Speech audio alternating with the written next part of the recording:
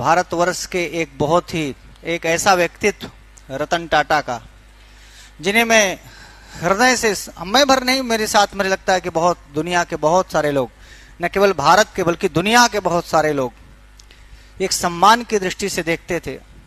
दुनिया उन्हें बिजनेसमैन, एक अच्छा बिजनेसमैन कहती है, लेकिन मुझे लगता है कि वो बिजनेसमैन से ज्यादा एक बहुत अच्छे व्यक्ति थे और इतने व्यक्तित्व के धनी तो मुझे लगता है कि भारतवर्ष में ऐसे लोग कम ही पैदा होते हैं और मैं उन्हें भगत सिंह चंद्रशेखर आजाद जैसा व्यक्तित्व समझता हूं आज के परिप्रेक्ष्य में, कि देश के लिए और राष्ट्र के लिए वो जो व्यक्तित्व थे, कम से कम आज जाकर के गूगल में या यूट्यूब में उनकी जीवनी एक बार जरूर पढ़िएगा और हर व्यक्ति को पढ़नी चाहिए।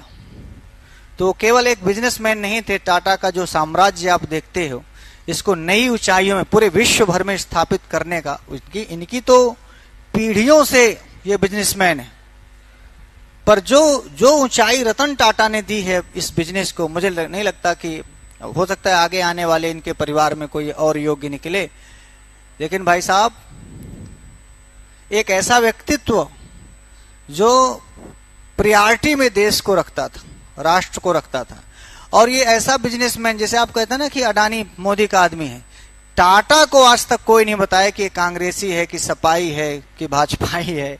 टाटा देश का पहले था, सरकारें कोई भी रही हों, चाहे कांग्रेस की चाहे भाजपा की, पक्ष विपक्ष सब जिसको मानते थे, सम्मान करते थे, ऐसा व्यक्तित्व रतन टाटा जी का, जो सिर्फ अपने बिजनेस के साथ साथ देश राष्ट्र में, आपको पता है जितना सरकार खर्चा की थी कोरोना में, उससे ज्यादा बजट टाटा ने खर्च किया था।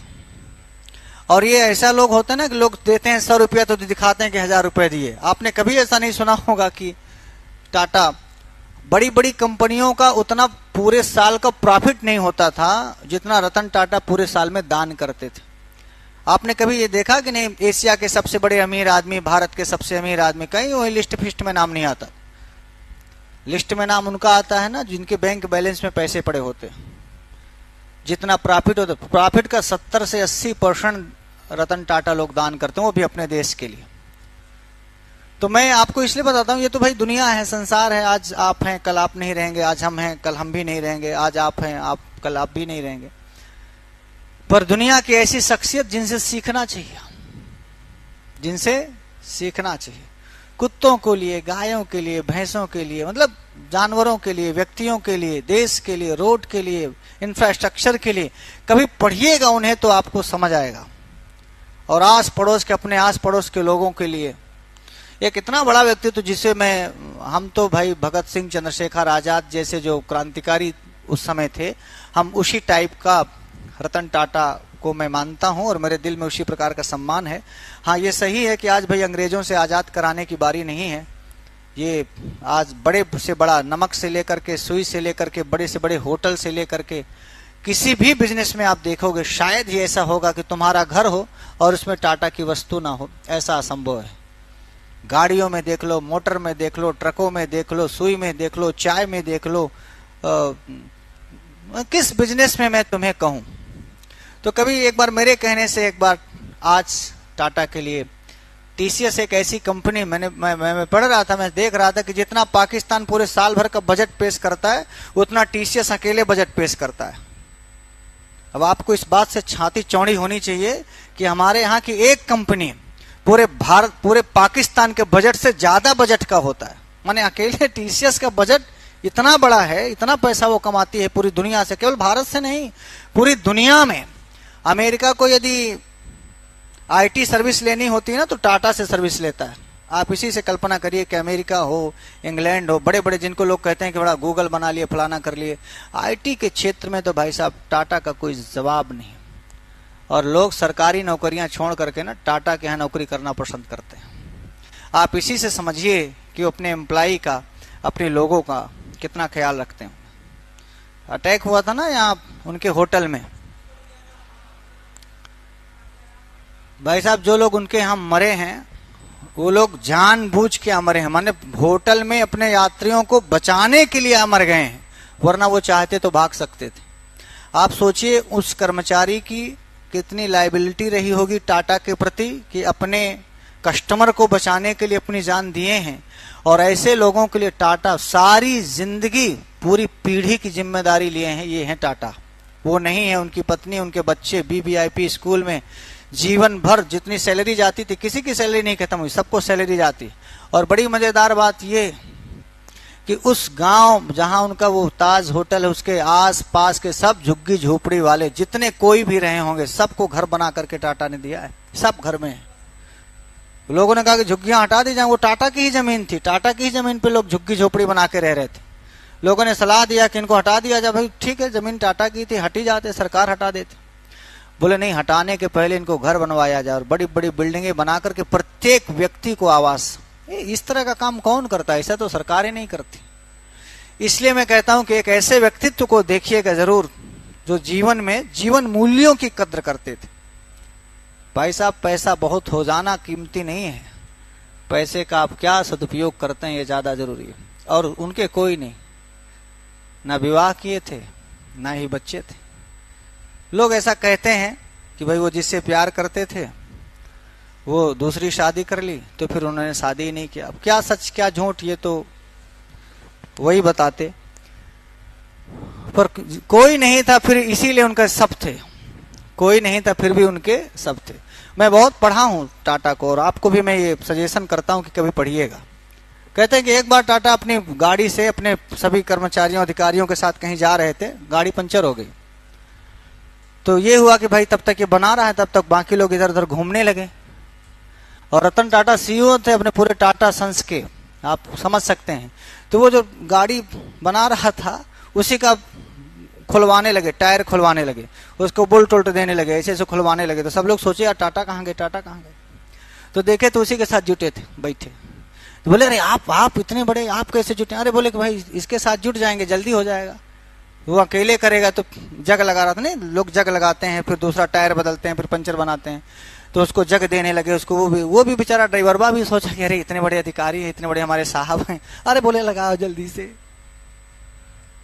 हम सोचते हैं कि कितना बड़ा आदमी कितना डाउन टू अर्थ होता है। बोले वहीं वो भूमि में बैठा था तो वैसे भूमि में रुमाल बिछा के बैठ गए, ओके भूमि में, ये लो बोल्ट, इसको कसो, ये लो इसको करो। टाइम की कितनी वैल्यू थी उनके लिए। 5 मिनट 10 मिनट उन अधिकारियों को बताया, वो सब स्वानी पानी हो गए, उनके सब नीचे के अधिकारी। सोचे यार इतना बड़ा अधिकारी हो गया। ये वही मैं कुछ कहानियां इसलिए बताता हूँ कि आप ध्यान रखिएगा। रतन टाटा लेबरों के साथ रहते थे अपनी फैक्ट्री में और लाइन में लग करके खाना खाते थे, इसलिए कि मेरे यहाँ जो लेबर काम करता है मैं जान पाऊँ कहाँ सोता है। आपको पता है इतना बड़ा अधिकारी लेबर के साथ लेटता था पूरी रात, 1-2 नहीं सालों। तभी वो बंदा जान पाया कि हमारे यहाँ जो लेबर काम करता है वो कैसे रहता है। जिस बिस्तर में वो सोते थे वहीं वो सोते थे, जो खाना वो खाते थे वही वो खाते थे। क्यों? तभी वो खाने की क्वालिटी बढ़ा पाए, उनके रहने की क्वालिटी बढ़ा पाए। उनको जो भी काम करना होता था ना वो वहां जाके करते थे। और ये तब नहीं जब वो बच्चे थे, तब जब कंपनी के CEO थे, सबसे बड़े अधिकारी थे, तब वो इस प्रकार का। इसलिए आप देखेंगे टाटा वाटा में कभी हड़ताल नहीं हुई, सुना कभी आपने? खैर अब तो वो नहीं रहे, लेकिन भगवान पूर्ण आयु होकर के गए, इस बात की खुशी है कि लगभग 86 वर्ष की अवस्था में गए। अब उनका कौन सा वारिस आगे टाटा को बढ़ाएगा, पर हमारे ये देश का गौरव है। मुझे लगता है कि हम टाटा हमारे देश में है, इस बात के लिए सभी भारतीयों को अपनी मूंछ पे ताव देना चाहिए।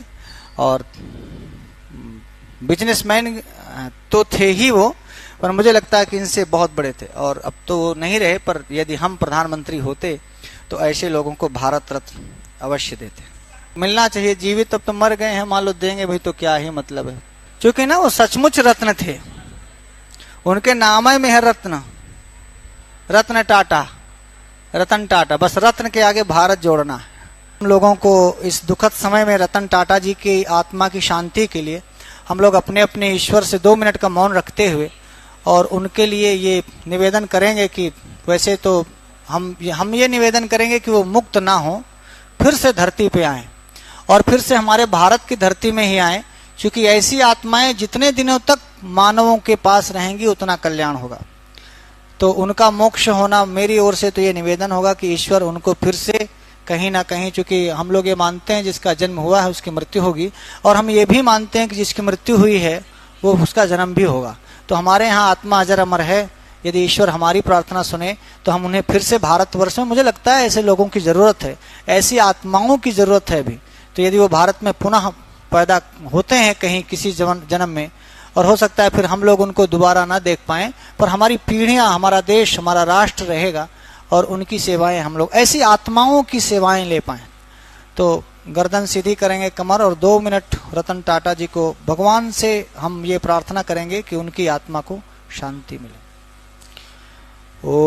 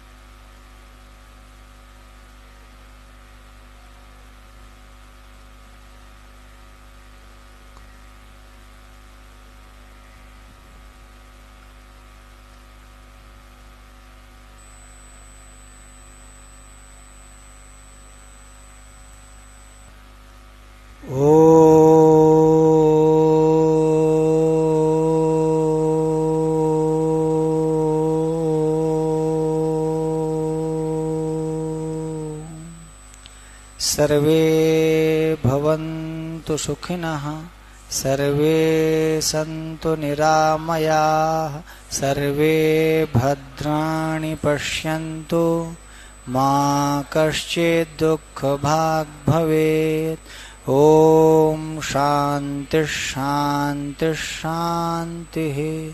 नमः संस्कृताय।